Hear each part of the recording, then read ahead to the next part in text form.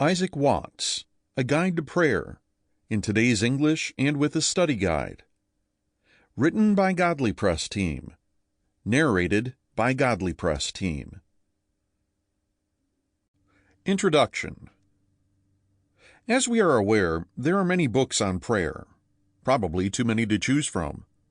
Most of them are more well-known than the one written and produced by Watts several hundred years ago.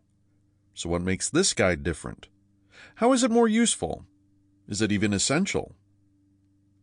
Isaac Watts himself admits there is no need to write another book on the same subject, regurgitating facts, knowledge, and ideas that have been covered already. In his preface, he even encourages readers to find those other publications in order to gain more insight into facets of prayer that he does not cover.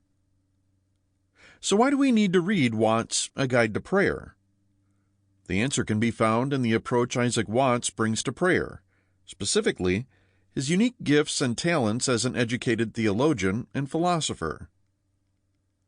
Almost every Christian has heard the hymns, "When I Survey the Wondrous Cross," "Joy to the World," and "Our God, Our Help in Ages Past." Watts' fame as a songwriter precedes him in this area. The beauty of his words and the reverence in his tunes are still enough to move us into God's presence to this day. They almost overshadow the fact that in his day he was an extremely gifted writer and thinker. His skills in forming, laying out, and executing arguments set his works apart.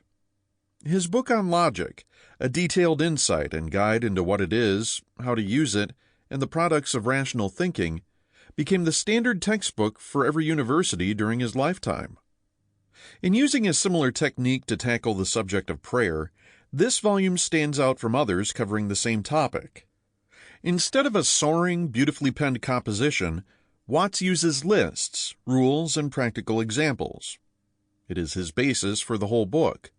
Signposts and specific guidelines to understand prayer, how to attain it, and how to use it. This approach becomes very clear in the first chapter under the different parts of prayer, as Watts makes the effort to list samples of actual words that you can use in your own devotions. This detailed assistance is fantastic for those of us who understand the concept, but are at a loss to put it into action. Although Watts makes it clear throughout the book that there is room for us to express our hearts and be led by the Holy Spirit, he is a firm believer in order. He gives us examples of chaotic, confused prayers and how they dishonor God. To help us in this regard, there are rules to follow if we are to succeed in becoming. Sample complete. Ready to continue?